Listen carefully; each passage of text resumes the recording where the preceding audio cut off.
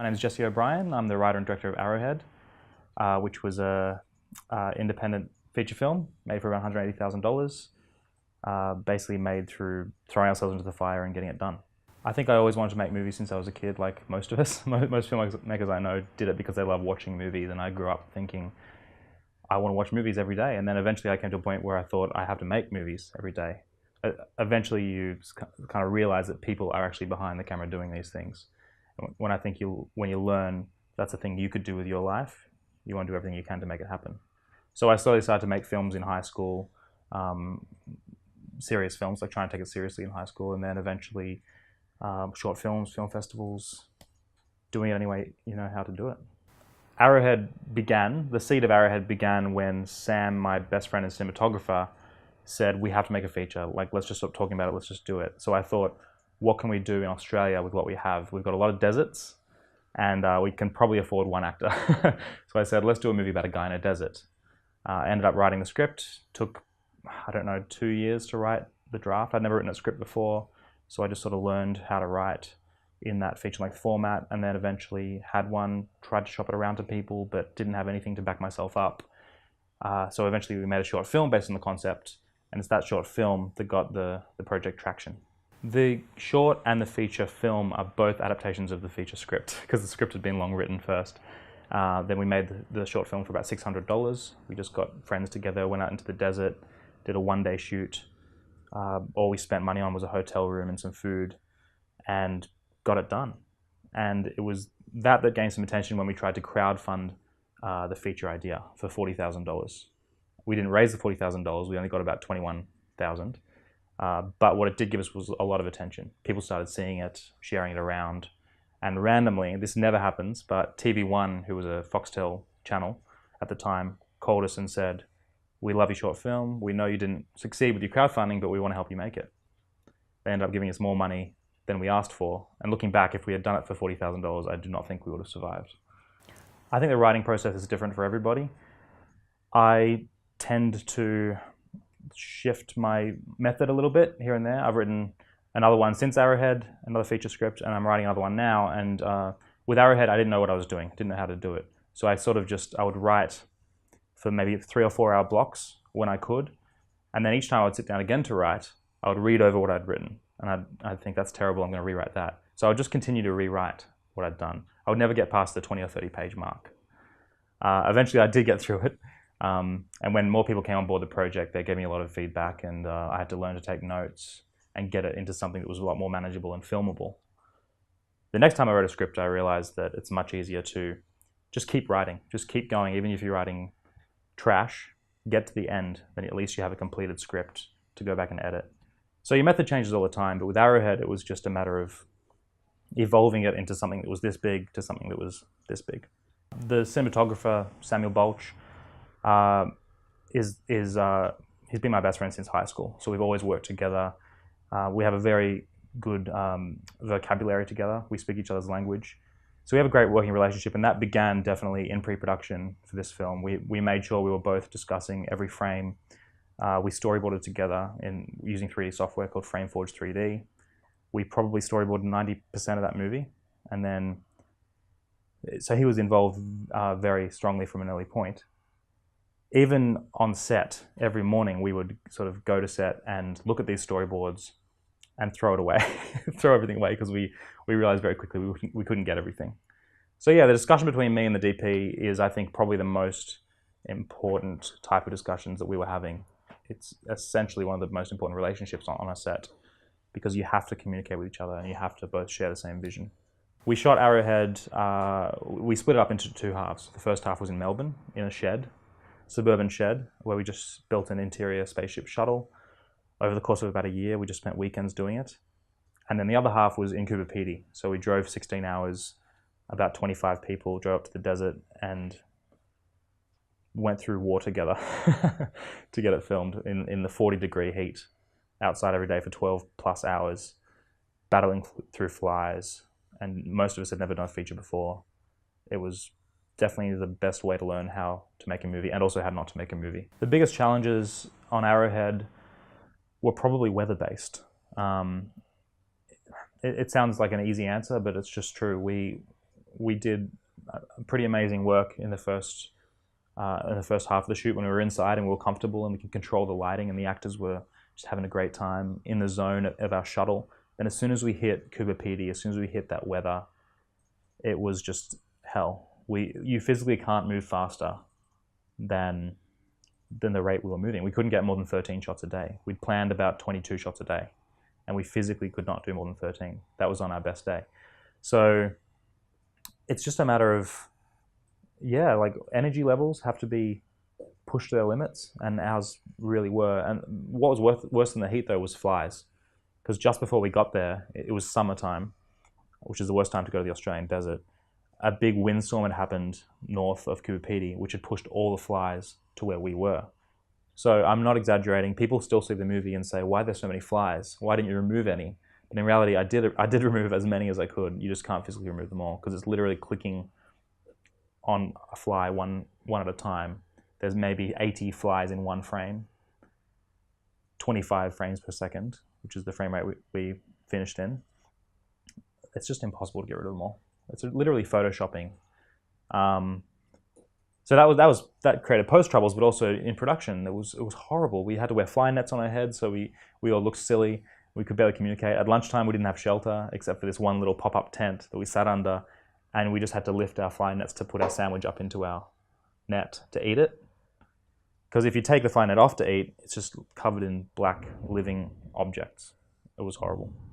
We shot Arrowhead on the Red Epic with Master Prime lenses, and those are really beautiful lenses. Sam really had a lot to play with there. What we didn't have was much else beyond an awesome camera. We didn't have a dolly, we didn't have a jib, didn't have any like Steadicam or anything. It was always locked down. And for me, the movies that I love watching always have dynamic camera movements, always pushing in or pulling out because it just draws you in and enhances emotions in a way. I think when people watch the film, some critics might say, why doesn't he move the camera? And I agree, I'm one of those critics. I'm like, I wish I could have moved the camera more, but we literally just did not have time. Looking back, I kind of think maybe we should have just pushed for it because there is always room to budge in a sense, but it really was a matter of having to get the words off the page and just get through your day. So the camera's very locked down. It gives it a certain look, but I can't wait to play around with more equipment, just keep the camera moving a little more. Basically, I wanted to make a movie that was full of effects, but not because I love movies that are in your face and over the top. I wanted to have a certain amount of restraint, but I knew that to paint a picture that was interesting and unique, especially in terms of Australian films, I had to know how to create those colorful images. So for me, it was looking at the visual effects skills that I already had. I come from a motion graphics background, so I knew a lot about how to move text through a digital space. So a lot of our effects, there are about 300 effects shots in the film. About 5 or 6 of them were done by professionals that we outsourced to.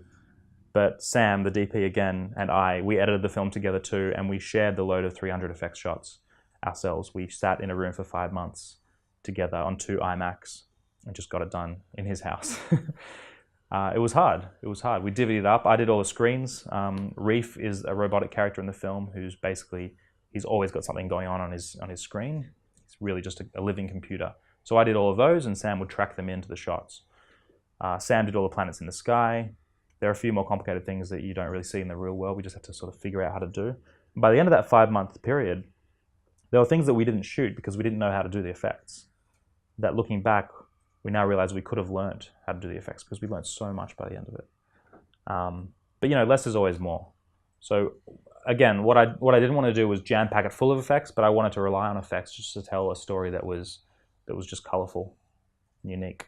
There's a couple of creatures in the film, alien creatures that I knew from the get-go I wanted to create for real. I didn't want to do it digitally because I still don't buy digital creatures. Even multi-million-dollar alien life for me isn't as believable as an old school rubber puppet. So even though it's not done very often these days, I wanted to do that. And we hired a guy named Ed Yates to create these creatures. We didn't know him, but we found him and he was willing to do it. Spent a lot of time crafting the maquette sculptures, and eventually he built 2 full-size bodies with heads that were static, and then 2 heads that had sort of puppeteerable mouths for close-ups. And it was tough. It was tough getting those to look right because They looked great. The sculpts were really good, but when you put them in sunlight, you see everything. We made the mistake, I suppose, of doing half of the creature stuff at night, which worked great, but then the other half set in daytime. And again, just due to budget constraints, the finale was meant to be in this sort of foggy, dusky setting, and the creature attacks in this sort of really moody, almost mythical feeling environment where you can barely see the thing. But in reality, we don't have a fog machine. We can't just hope that a big windstorm comes through and puts sand into the air. So we just have the sun pouring on to this creature, revealing all of its, I guess, its tangibility. And that became an opportunity to mask it a little bit in editing and just only show little bits of it here and there. The other tricky part of it was that Ed was very, very protective of his creation because we gave him a very small amount of money to create these things. He wanted them to be right, but he wanted us to be very careful with them and not move them. I wanted to yank them around. I wanted to lunge them at the actors and I knew these things weren't going to have to last forever. They just have to last for the length of time we're shooting. So I wanted to grab them and just shove them around and throw liquid on them, throw goo on them. And he was like, no, don't put the goo on.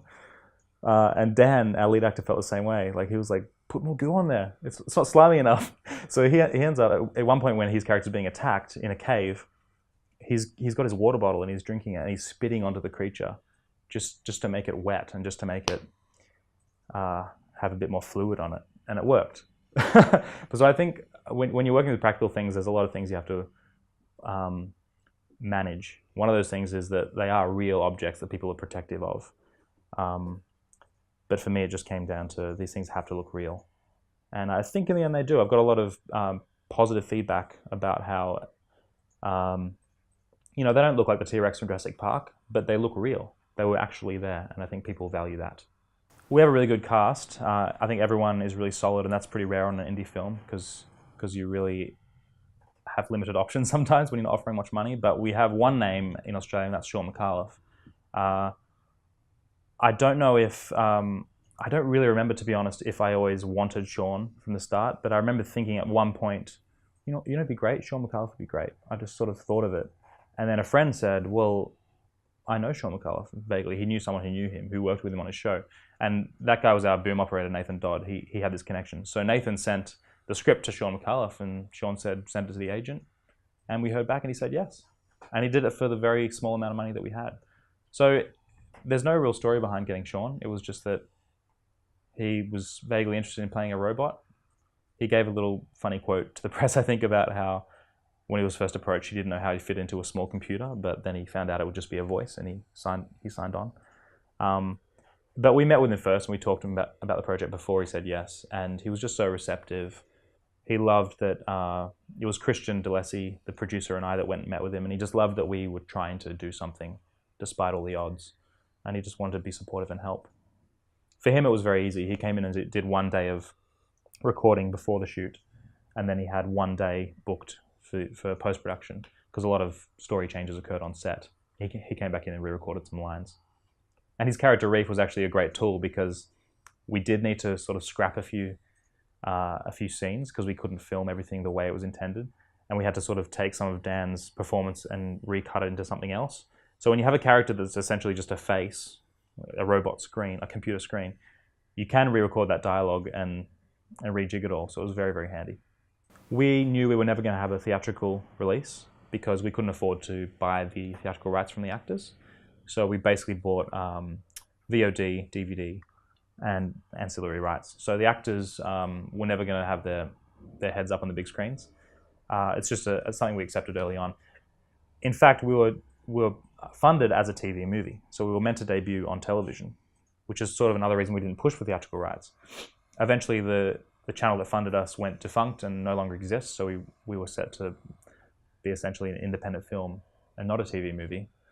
But we still don't have the theatrical rights. So I've come to terms with that. I think we're in an age now where it doesn't matter. I just want people to see the film. There is a release plan underway. We're already out in Germany on Blu-ray, DVD and iTunes. We're in iTunes and DVD in the UK.